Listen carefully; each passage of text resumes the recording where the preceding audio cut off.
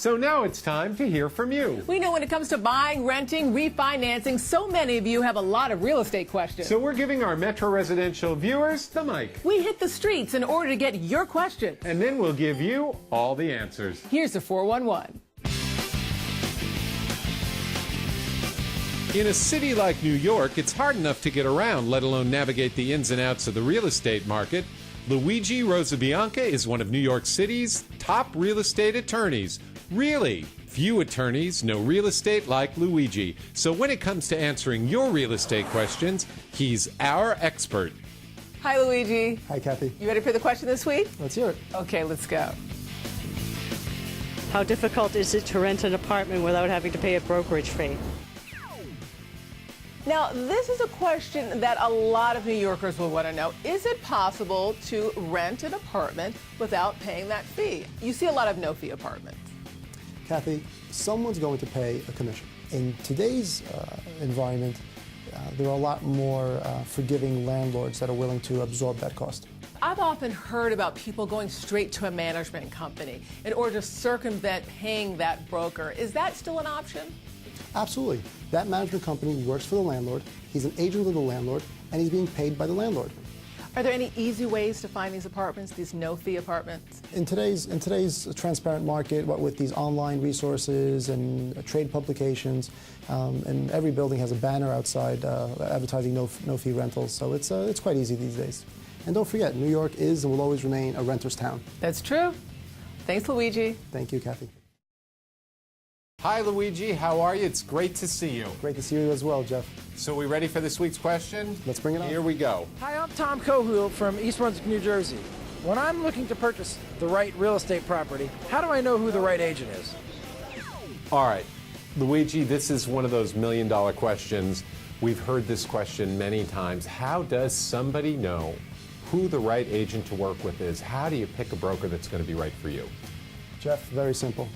Politics, like real estate, is always local. You always want to find the fellow that's pounding the pavement, grassroots approach, knows the neighborhood, knows the building, knows the doorman, knows the public schools nearby.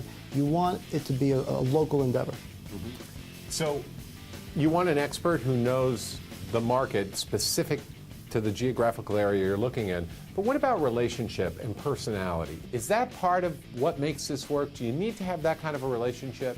Absolutely. It may take 20, 25, 30 open houses before you find a home that you really love and feel comfortable in. And moreover, in the beginning, I would recommend that they ask for references and recommendations. So trust, but verified. Absolutely. Okay.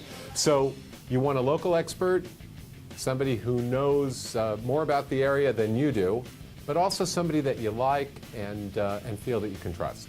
Jeff, ultimately, you want someone that's competent. But if you can find someone that's competent and charming, you're a step ahead of the game. One last follow-up, Luigi. Does it matter whether it's a big company or a small company? Is it just the individual that we're looking for? In our system, with the MLS listings and the open transparency, there is a certain advantage dealing with the larger firms, but sometimes the custom suit may fit a little bit better than the off-the-rack suit. Very good. That's great advice. Luigi, as always, thank you. Thank you for your sage advice. Thank you, Jeff. Hi, Luigi. Hi, Cathy. You ready for the question this week? Yes, I am. Okay. This is Marty. I'm from Brooklyn, New York. What is the best way to determine if the house that you're buying is overpriced? Now, this is a good question. I mean, so many people wonder, am I overpaying for this property? How can you tell if that property that you're buying is overpriced?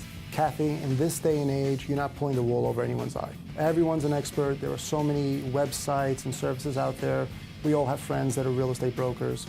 If you want to go a step further, you hire your own appraiser to conduct an appraisal. No one should be overpaying for a piece of property today. So bottom line, make sure you do your research.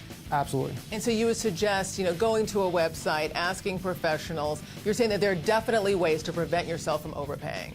The key is to do your research. Beat the pavement, go to the open houses, check the newspapers, consult with the web services. If you really want to be prudent and hire your own appraiser to conduct an appraisal of the property, just to make certain that they're in line with comparables in the neighborhood, so be it. But there are enough wonderful services out there where your research is highly efficient. And would you suggest hiring a professional broker?